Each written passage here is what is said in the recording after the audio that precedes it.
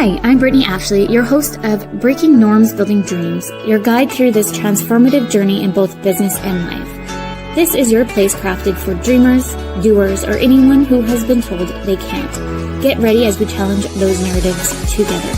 You're tuning in live to the United Public Radio Network, airing on 105.3 and 107.7 FM in New Orleans. We are streaming on all the popular platforms every Monday at 3 p.m. Eastern Standard Time. Join me for a candid and thought-provoking conversation celebrating your unique journey because you are worth it. Hello, everyone. Happy Monday. So happy to be with all of you today. It's a hot one here in Victoria, isn't it, Joyce? Oh my gosh. We need sprinklers. I'm in my daughter's room. So no air conditioning on this side of the house.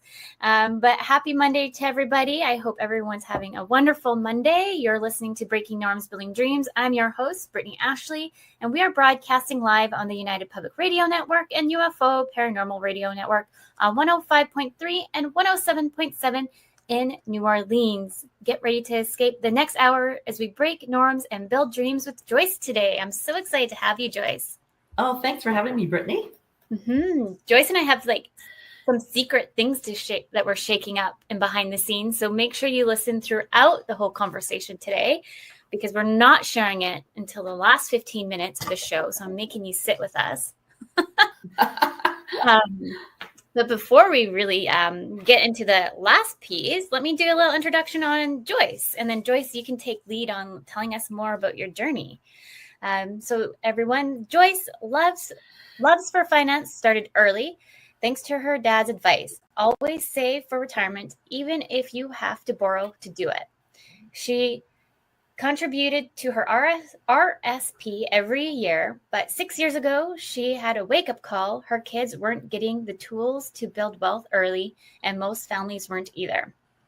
3 years ago, she left her corporate career to become a full-time entrepreneur. Now she helps individuals, families, and business owners get out of debt, protect their income, and grow wealth in Canada. Her monthly event, Money Mimosa. Mimosa. Thank you. I think my brain's not up yet. Thank you. Offers a fun, casual, judgment-free space to learn and share. Her mission to empower people to make informed financial choices so they can stop worrying about the what if and start building the future they've worked for with time, energy, and freedom. I'm so excited to have you, Joyce. Thank you. Thank you. Yeah. I didn't realize that you started the entrepreneur journey in 3 years. When I was reading your intro, I was like, oh. Well, do you know what, Brittany? I think I started when I was 19, honestly. I was in Hawaii when I was 19, and I saw Mrs. Fields Cookies franchise, and I wanted right then to bring that to Canada, but they weren't ready for me at that point. So I think it was the planted the seeds then. Yes, I love that. I feel like we as entrepreneurs, sometimes, I think in today's society, it's just so normal to go university, kind of high school, university, corporate, or 9 to 5, even if it's not corporate. Mm-hmm. And so thinking about entrepreneurship, it's kind of in a way, I don't want to use the word taboo, but it kind of it's kind of, no, you need to follow this rule. You need to follow this alignment. But I think with COVID, I think it shook it up a little bit. And I think everybody's like, maybe we don't need those corporate lifestyles anymore. Mm-hmm. I totally agree with you, because COVID did change it for specifically for me to really cement the idea of going the entrepreneurship route. Yeah. And as as I talk to more and more people these days, a lot of people have side hustles because they're not able to make ends meet, or they just want to do something more meaningful and purpose for their lives. Mm-hmm. So definitely. 100%. Yeah, maybe I know I did a little bit of an intro for who you are, but maybe you can do an introduction more about your journey and where you are now today. Sure. Well, like you mentioned in the intro, I've always come from corporate. My whole entire career has been the corporate world. And, but I always knew there was something more for me. I just didn't know what it was. And I tried all sorts of businesses, network marketing, you name it. I tried it. And I think my husband rolls his eyes every time I talk about it. But it wasn't until this finance, that I really took it seriously. And, the more I got into it, the more learning I did, I really quickly realized that if I didn't know a lot about this, there's probably a lot more people out there who didn't. And like you mentioned, it really changed for me when I started to learn about it and then realized that my own financial plan wasn't being taken care of, and especially for my kids. And that's when it nailed it for me. I love that. And I find too, I feel like looking just back into school, even for myself, I think it would have been nicer to see those as electives or just kind of an option for kids to kind of start to consider it. Even entrepreneurship, business. I think those would be so successful for a lot. And I think a lot of teenagers or whatever age they are might be able to focus their time and energy in different areas as well. And they might be able to see because I don't know about you, but our electives were cooking, metalwork, metalwork and woodwork. I'm like, I don't want to build a house. I don't metalwork. I was so scared of all the tools. I just actually, this should have been a sign that I was going to be an entrepreneur / leader, because I just got the guys in my class to do the work for me and I just oversee. That's great. Well, at least you recognize it early on. But yes, you're right. I mean, mine was the same thing: sewing, cooking, metalwork, all that kind of stuff. And I think, honestly, I think the school systems need to change because the world is changing. So why not our school system, right? And, I don't know if I'll ever use my history or geography classes from before. I don't think I remember, but more and more. So I really believe now that I've been doing this for a while, that we really need to start kids young and help them grow into that and just keep layering it upon layer every year until they maybe hit, between grade 10 and 12 and talk more about business and ownership and give them the choice of decide what they want to do, which route they want to go, whether it's university or become an entrepreneur. Yes. And I remember having this conversation with, her name was actually Brittany, a long time ago, when I just started out as an entrepreneur. And she made a comment about, she wasn't really in the financial pieces, but more in insurance. But she made a comment that stood out to me. It doesn't ever hurt to start young, teaching kids on finance, even 5 and up. And it's funny because we have a book here. And right now, everybody, as you know, probably uses more credit card than money. So it's kind of even for us to when we go to the markets, I try to bring change so my daughter can learn how to have that interaction and understand I gave you $2. It's only 25 cents. How much do I get back? By the way, this is a very cheap bookstore here. Look, it's not, you're never going to find anything for 25 cents nowadays, but this is we found the prime over here in Machosen.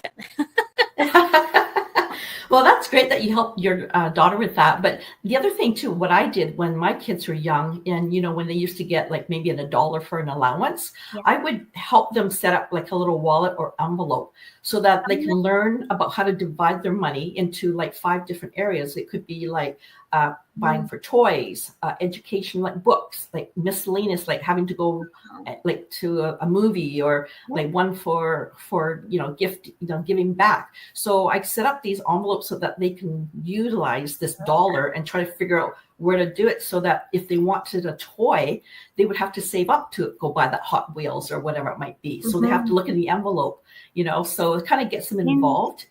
Yeah. I actually really like that. I'm going to tell my husband after this. This is what we're doing. We actually, because my husband has a 3D printer, so he made coins. And so we made in our gold china cabinet, we went out to the dollar store and put money on them. So if they behave, you get a coin, and you had to save up. And then you go to the store here in our china cabinet and you pick if you had enough money. Then we kind of did it that way. So we kind of did it in the same senses, but with fake money. Yeah, I think it reduced a lot of temper tantrums when you do that, because if they don't have enough money saved, then now next week by doing chores or having their allowance will allow them to save that much more so they can go and buy that. So it's kind of a delayed gratification in a way that you're teaching them, right? Yeah. I feel there's no, as we all know, there's no well, there are books out there on how to parent, but there's no real book out there to parent when every single day is such a change in dynamics. And so it's just always trying to adjust and change what works best to in the family. With that, I know there's a lot, sometimes I would say, for me anyways, PTSD when it comes around trauma with money, and there's different stories to everybody's trauma with maybe money and or money in itself. Maybe they never thought of it considered like trauma.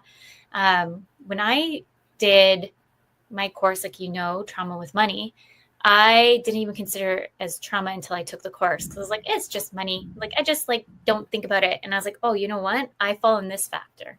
So I know we're going to touch a little bit more on that, but anybody listening about finances, I thought we should just kind of like touch on like at the beginning here, just so people are listening, they're like, oh, this is me. This is maybe where I'm at. So there's the fight, flight, freeze, and fawn kind of situation. I don't know about you, but I'm a fawner. So I'm a people pleasing, financially overgiving, undercharging. Sometimes I'm also the freeze, so I feel paralyzed when making financial decisions. The flight is avoiding money conversations and or any responsibilities, and then the flight becoming aggressive or hyper controlling about money. And so like I've noticed throughout my journey with money as a grown-up, as kid, I kind of would say I fell more in the fawn and freeze, two subsections, and never could like really move away from them. And I didn't really understand until I took the course. From your experience, have you felt kind of where you maybe feel a bit when you're kind of growing up? Well, even though growing up, I just went to my mom and it worked. And if I went to my dad, and he usually doesn't, so I kind of play against each other. But I was lucky enough that, like I said, my dad taught me, to start saving early. But I guess looking back, I think a lot of times we get our experiences or lessons from our parents. So they might have passed things that they knew or didn't know about, and it sort of kind of transitioned down to you. Or some people I've heard from clients that, I grew up in a household and we didn't have any money, so this is what happened. So they kind of carried on that same story. So it does happen. And unfortunately, like I just want to let people know that it's not your fault. And that, at least if you're aware of it, just be gentle and kind to yourself and just start taking small baby steps, and just to sort of, without any judgment, just see where you are today and sort of work towards what you want to have. 100%. And that's why I wanted to kind of like highlight a few of those areas, just so if anyone's listening, you can start to see like, you know what? I get paralyzed when I think about money, or I just avoid it. I don't even want to think about it. I just let maybe the bills go a little crazy, and part of me knows I should be paying those, but I just can't get past X, Y, and Z. So everyone has a different state. And like you said, Joyce, it can come from family patterns, direct experiences. It shows up differently for all. One example, just so everyone can kind of it's not more about money, but it's more or less about like a story that I came across about cake. Like a great grandma made this recipe on this cake, and they were very adamant that they didn't want to use cream cheese, even though it calls for it. So they did like a filler of it. And so as the stages of the story has gone on and passed down the recipe, that cream cheese has never really been in the cake, because it was grandma said, no, you can't do it, kind of thing.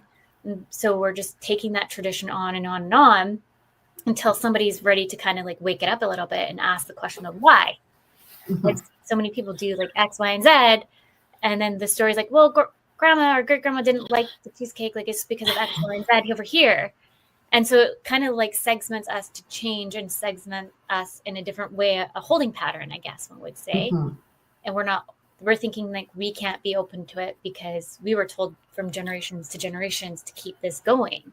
So if we start asking those curious questions and trying to shift our mind a little bit, at the end of it, they end up realizing the cheesecake was the missing piece, or we needed one extra thing in there to make it extra soft, right? So yeah, I thought that definitely resonated when I listened to it. I was like, interesting. It makes you think of what has been brought down in tradition.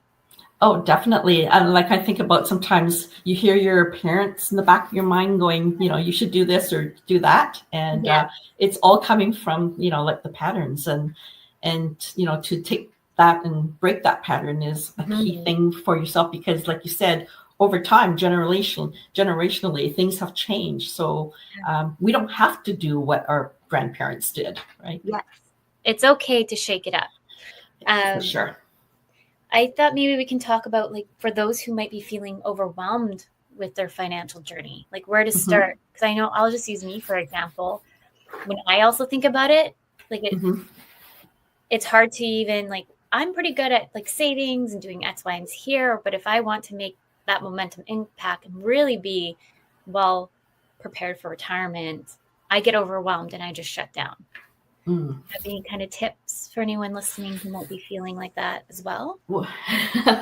Yes, finance can definitely be daunting, to say the least. And like, again, it depends on, where you're at. And so one thing I like to suggest, for one thing, is that, which we didn't get in school, is the education. I really believe that if we understand just the fundamentals, basic understanding of how money and debt works, we can start there. And then, just to take one step at a time and, work with a financial professional who can answer your questions. And again, don't feel embarrassed or shamed by it. But also what I will suggest to people a lot too is to just track their expenses for maybe 1 to 2 weeks, where they're spending. Because as you know, it's so easy to purchase things. Like, I got Amazon, I've got Prime, all I have to do is buy and click and it's charged, right? So just be aware of where your spending is. So that would be, I think, a key way to start, at least to understand where you're at, right? But like I said, once you understand the fundamentals, then you can make those decisions based on what you want. I like that. And there's so many things out there that you can use to help you track, right? I find sometimes people get a little overwhelmed. You can use a notebook. You can make, if you're like pen and paper kind of person, that's okay. If you like the computer, you can use something as simple as like an Excel spreadsheet. I find, like, for the business and for the house expenses stuff that I do, it's all in a simple Excel spreadsheet. And actually, my husband makes fun of me because I have it weirdly laid out, but I'm like, this is how my brain functions. It needs to be this way. Yeah, for sure. It has to work for what your style is, because we all have different ways of like learning styles. And like you, I use my Excel spreadsheet as well. I could use an app, but I don't use it that often. I don't know why, but to me, I think having the pen to paper works best for me, and then putting it into an Excel spreadsheet, because at a glance, I can see everything. So there are definitely apps out there, but everybody has to find what works for them. There are so many programs out there. So it's just a matter of finding what works best for you. And I find that a lot of people get overwhelmed because there is so many. So just take it back to the basics and start just tracking, like you're saying. Is there any kind of, if they didn't even know, so you're saying then just going back, maybe write down on like a daily basis each week of what they've spending money on to kind of start that. You can even just, I don't know if in your phone you can use your notes page or just carry a notebook around, because I used to do that when all this, technology came into play. So I just use just a little notebook, and every time I spent money, I just tracked it.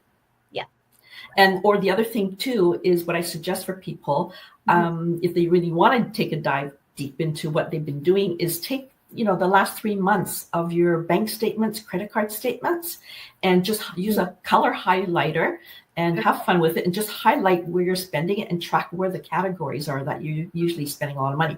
So I, work with clients, I see a lot of skip the dishes, Amazon, things like that, right? And it just adds up, and until you realize where it's going, then, it's hard to determine what it is. And that's where I find that a lot of people find it shocking to find out where they're spending their money. Yeah. So I would say the most impactful class that I've had in university was finance class.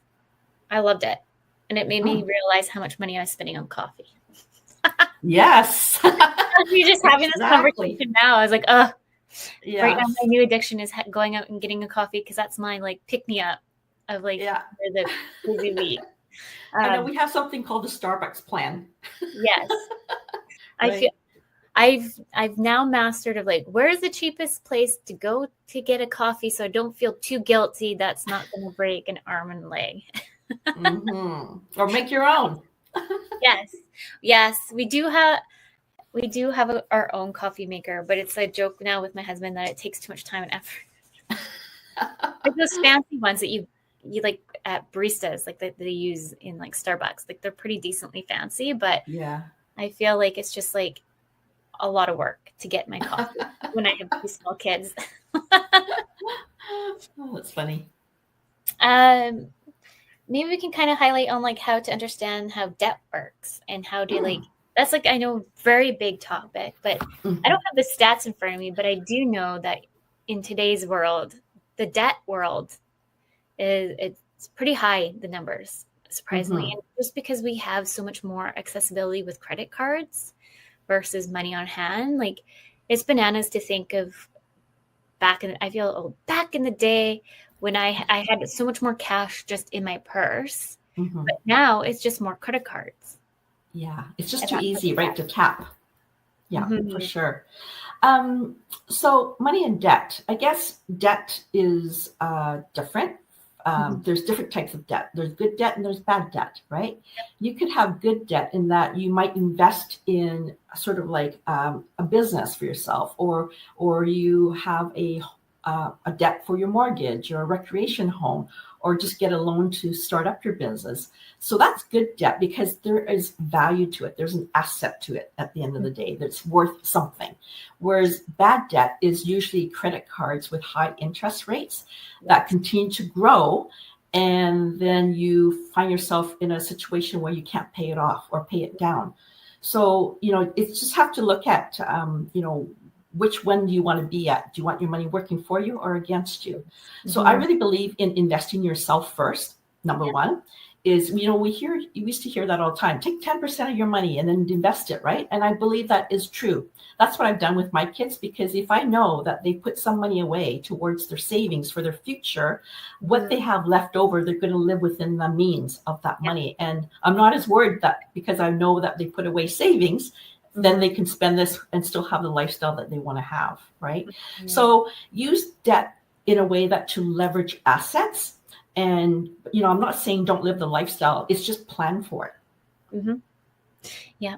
And just like we were just mentioning early too, like talking to the kids earlier too, if you have kids, I think is great. You want to know, when you were talking, it just made me think of that I was just telling my aunt.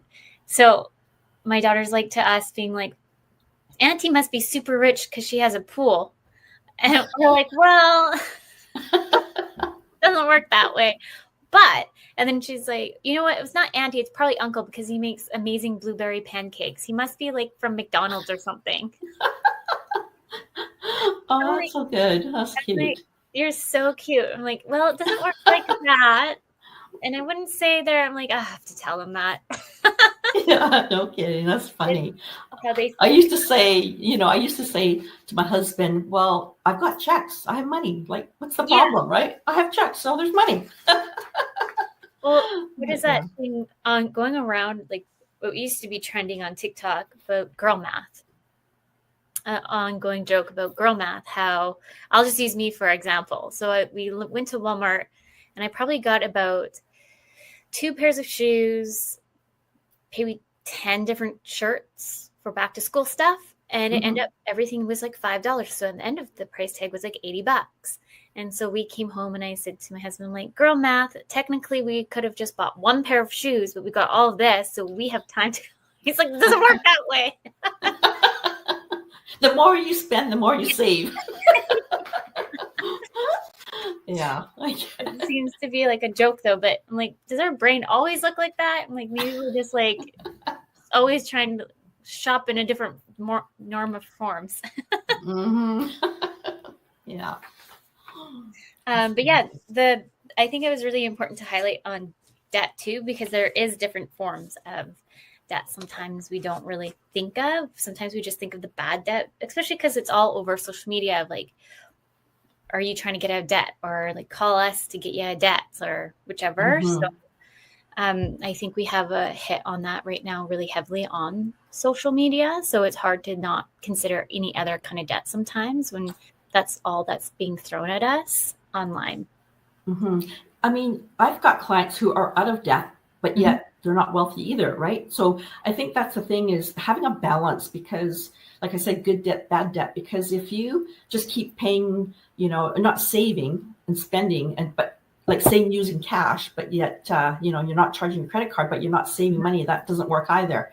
So you have to make sure that you have a little bit of both, or at least pay down as much debt and not charge it, but save. The key thing is to save money, not spend it all. Yes, 100%. I know one of my questions was compounding interest. I feel like I'm back in finance class. Do you want to refresh your, Brittany?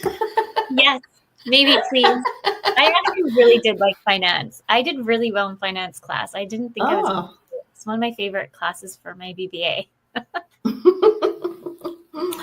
Yeah, compounding interest, that's a fun one. I can't use a calculator to figure it out for the life of me, but I do know the rule of 72.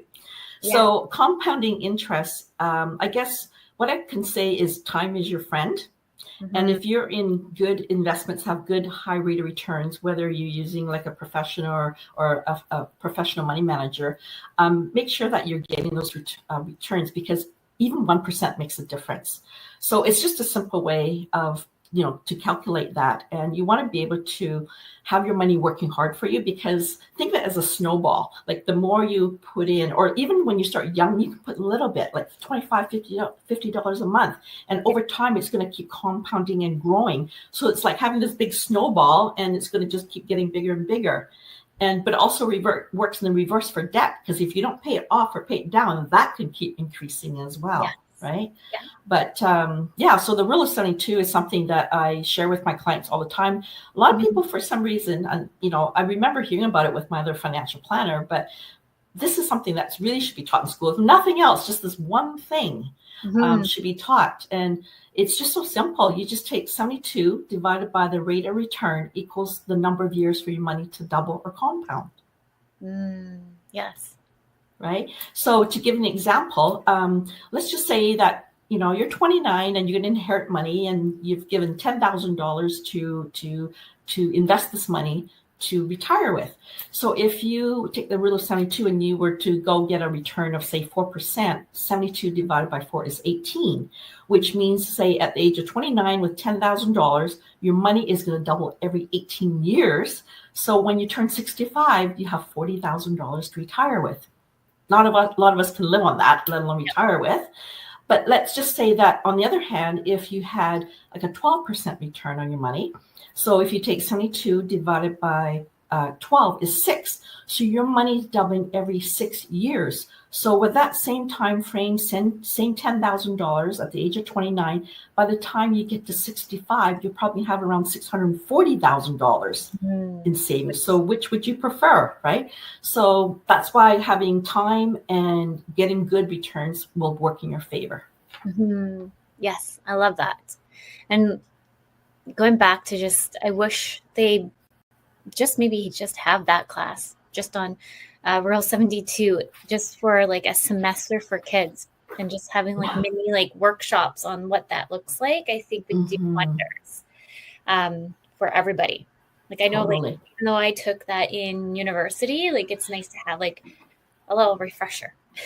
Did they teach you that in finance? Yes. At university? Oh, okay. Yeah. I'm trying to remember the teacher's name.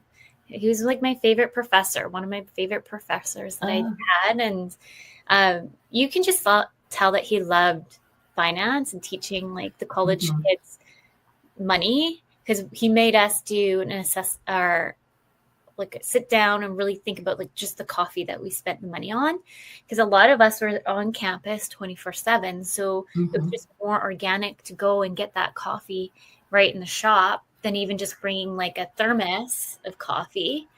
And like, so we would like go workshop through all of that and how much money we could save. and or invest in different areas within, not just on this side of investing, but like we looked at other sides of investing too. So yeah, it feels like 100 years since I had that course, but I would say it's one of the best. I did back-to-back programs with him on those. I think it's really important that when you do have, because I had a math teacher at school in grade 8 and he was the worst. But anyway, it makes a huge difference on the instructor that you have, because again, a girlfriend of mine went to 4 years of university and she didn't learn any of this.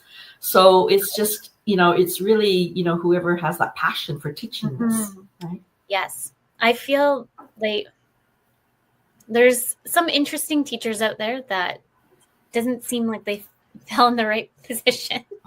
And then there's some that just like, this is like, they love numbers.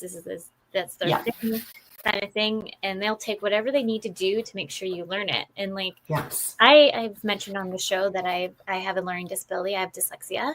And so I really appreciated with this teacher that he would stay after class with me.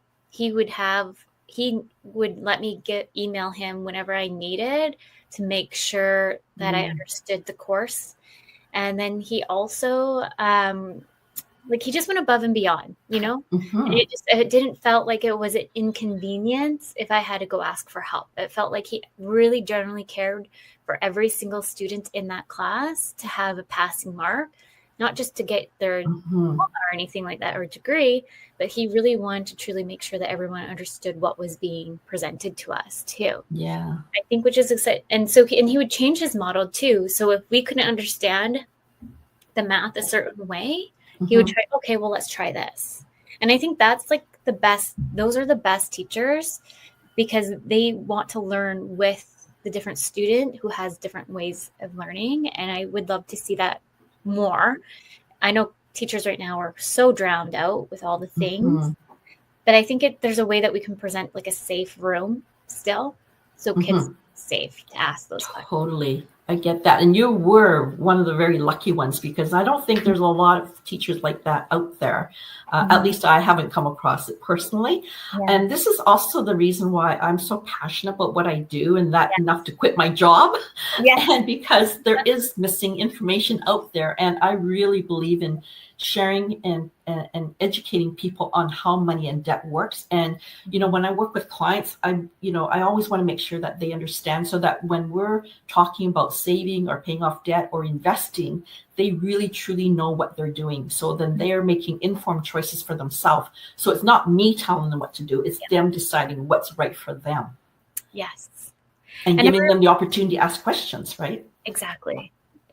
And talking about finance is such a hard topic for a lot of people. So a lot of people who are listening right now, you're not the only one. There's a lot of people that will just kind of like mask behind it and or push through it. And it's okay to have those conversations in a safe space. And so like I had one of these conversations in the past. I had somebody who was a counselor on the show.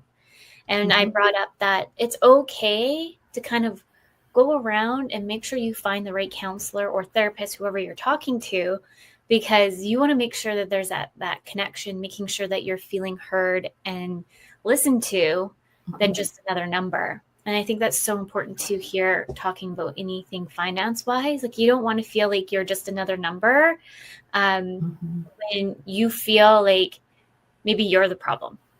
But you're not the problem, I promise. Yeah, for sure.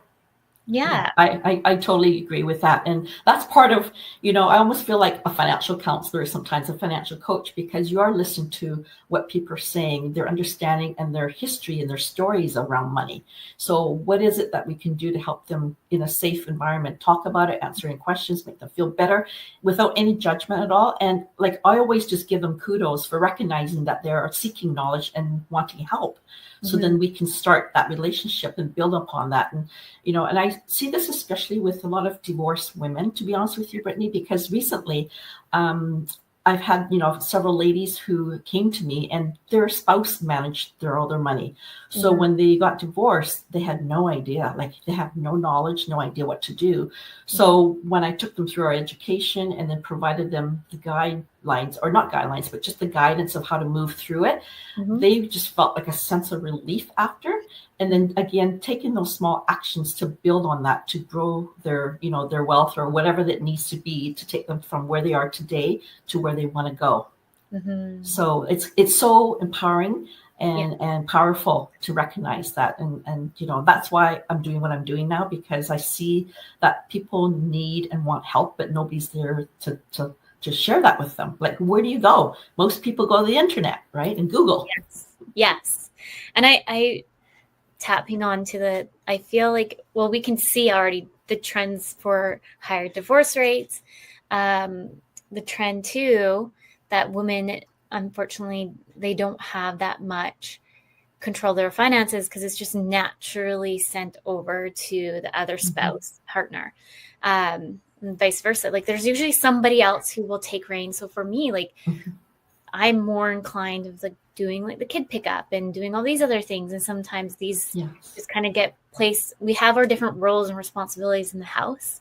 And sometimes we lose track of them because we are sometimes in a state of chaos when you have young kids or things are moving left, right, center. Sometimes we forget that that piece of that role kind of got moved off our plate too. And it was just easier too, because you're already doing so much and that person's already taking lead on it. So why not let them just take lead too? So having that conversation more for women and being more empowered within their finances. I love that you're doing that monthly get together too. Money, oh my goodness. Money and mimosas. Yeah, I know. Why can't I? Obviously, you just need to go back on the weekend today. Oh, that's okay. My brain doesn't want to compute those words. But I love that you're doing that, because it's giving a safe place for a woman to come and talk about it and not be judged and heard and figure out solutions together on how to move the needle forward than feeling stuck and kind of like, because sometimes it's not good feeling when you're feeling stuck or overwhelmed or you're wanting to know, like, I'll just use me as an example. I always use me as an example, but right now I'm like kind of stuck. Like when I have ADHD and I get overwhelmed with certain things and things are always coming at me left, right, and center. If I know mentally I need to do that one thing, but if I don't have that support or that need or that safe place, I just shut down. I just will naturally shut down, and it doesn't matter how much you tell me, my brain won't compute it. It won't want to process it.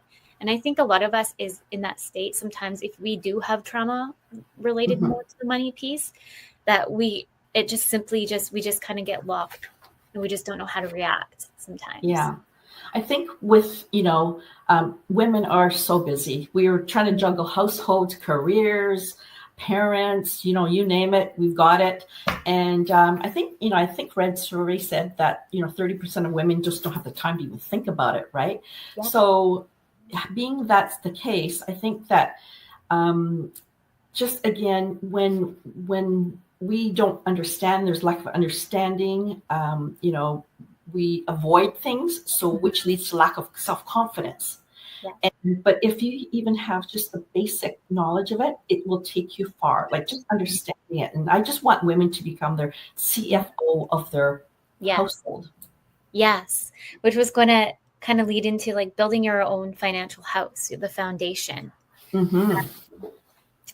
What does building the financial house look like? Or like even just a start to build some kind of like the educational pieces? I don't want to overwhelm anybody. Yeah. Financial house. The best thing I can describe it is like building a home. You need the foundation to be solid before you build up, right? Yeah. So a financial house to me is to be prepared for your family, which means make sure that you have, life insurance, critical illness, disability, a will, your estate planning in place, because life happens, unfortunately. And you want to be able to prepare that if there's some unforeseen circumstances that happen, whether you lose a job or someone becomes ill, they're not able to work. You are your biggest asset. So we want to be able to protect your income. So then that way, if something happens, there's still money coming in. Yes. And, for life insurance, like, when I see a lot of these GoFundMe pages, Like, I just think, oh no, it's another family not helped, and I need to get out there more. I need more help, like to do this.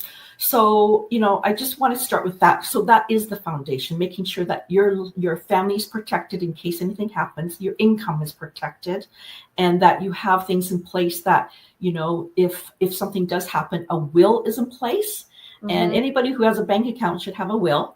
And because if you don't, it can easily go into probate and it could take years.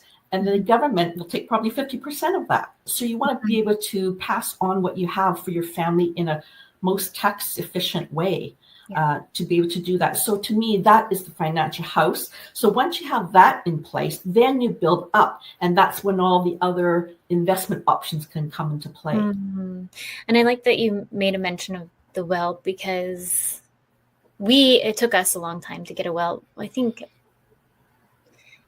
like we bought the house and then we had my daughter, but then that's probably like the pushing point when we finally did, right? So once we had the first, but it was always something that we talked about even when we bought the house, and it probably took a solid like 3 years-ish time to finally get the will.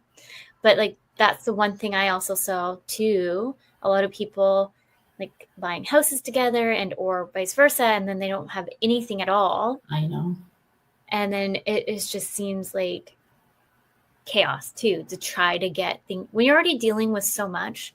It's easier to, like, in a way, to have the will there too, because when things happen, that's the last thing that's going to be on your mind.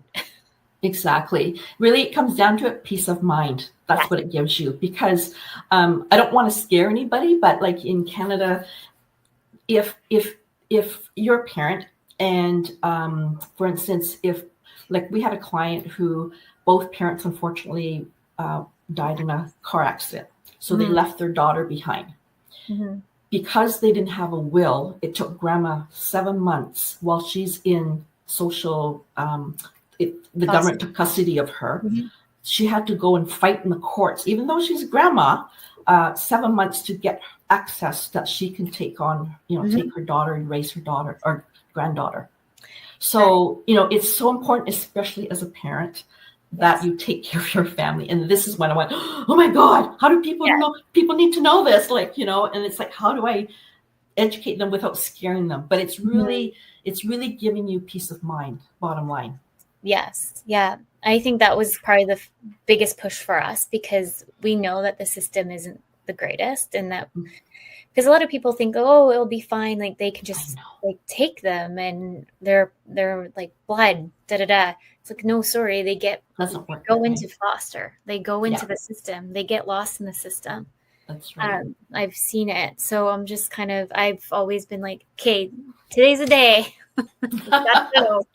And there's a lot of great lawyers out there. So if you're stuck thinking of, it's too much money, at the end of the day, I would say, for how much, like, I'm trying to think of how to put this. I get where people are coming from, that a lawyer bill is a lot of money, but once you pay it and then you can see how much ease it's going to be brought in for like future and so forth, it's priceless, I guess. Oh, totally. Yeah, totally. I mean, you can shop around. Notaries can help as well. And, we can refer people. I can help that with, certain things as well, like simple, basic wills. That there's opportunities there as well. But I definitely would encourage people that if they don't have a will, put something in place, even if it's just something basic. It's better than nothing, right? Yes. Yeah. We were going to do that and just get like a notary to sign off of it. But then we end up going just full on the lawyer because we ended up doing some extra things. So it was just easier to get it all one and done, and we don't have to see them again.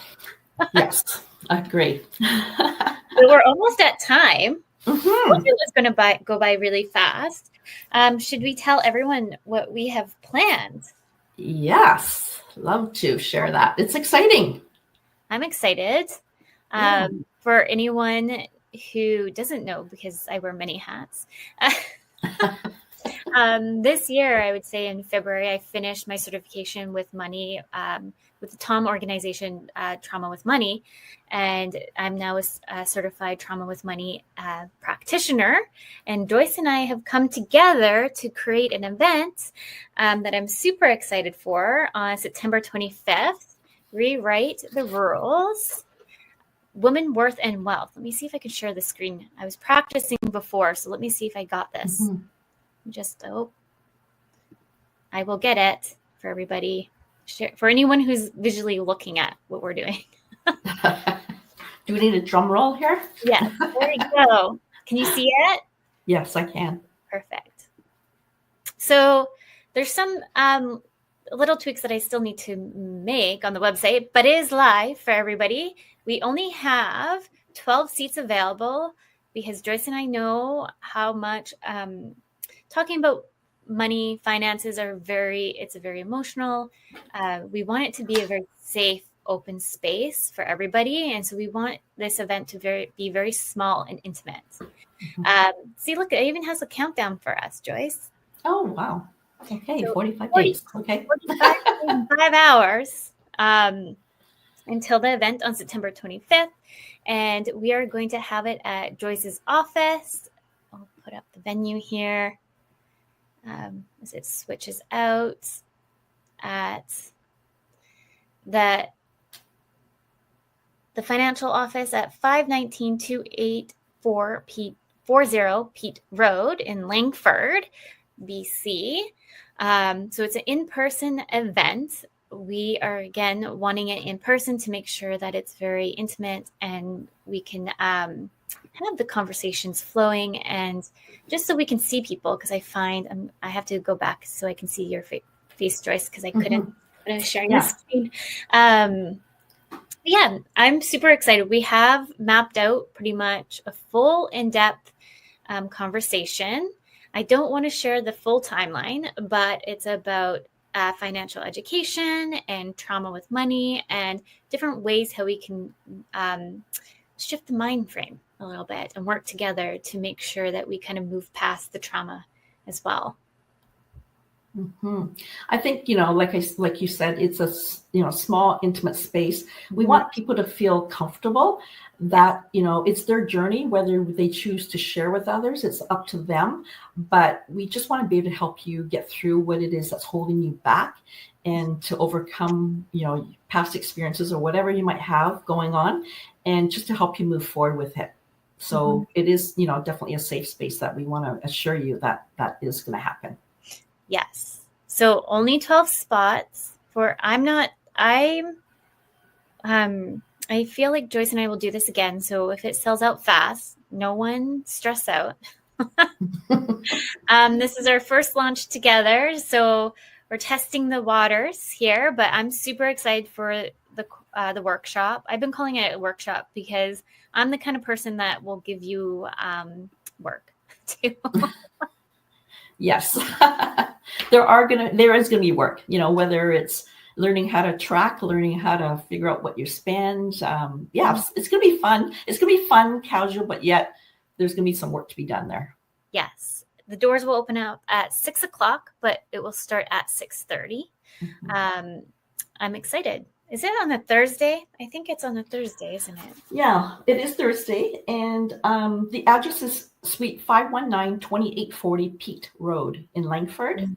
And so if you know Rhino Coffee, we're upstairs above that in the same building. Yes. I'm going to actually, for anybody just listening right now, multitasking, I'll put the website in the comments for anyone locally listening, or who knows, maybe you're down in Seattle and you're like, I'm coming up for this. Come on up.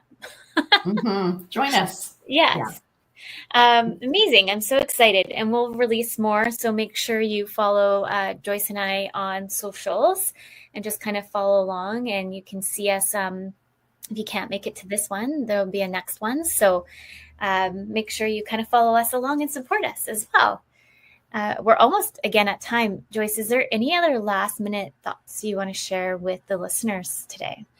Well, I guess, we talked a lot about finance today and money and trauma and what what's happening in your life. So I really would encourage you that if you have a chance and opportunity to come join us for the evening, and for an hour and a half, I know you're going to get a lot from it.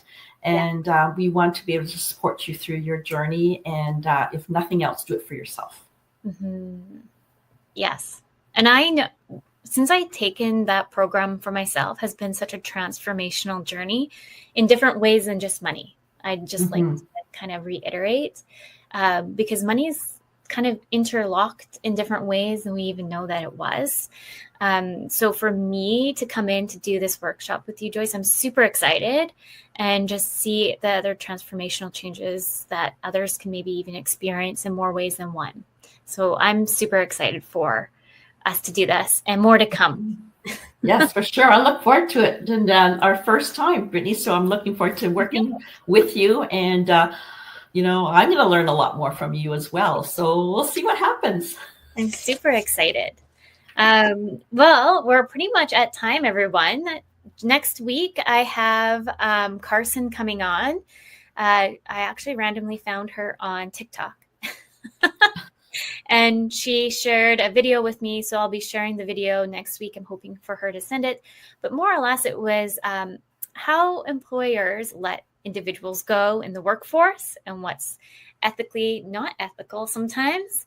And so we're going to be digging into that and just what she's experiencing as well through the job market. So please come in next week with any kind of questions for us as well. For all the listeners, a big thank you for today, and a big thank you to the UFO Paranormal Network and United Public Radio Network. With that, everyone, I really hope you have an amazing day. And Joyce, again, thank you for coming on, and we'll have you back again. We'll do some more updates for everybody with how the workshop went, and we'll dig in a little bit more too. Maybe we'll do like a live workshop for everyone if they're interested. Wow.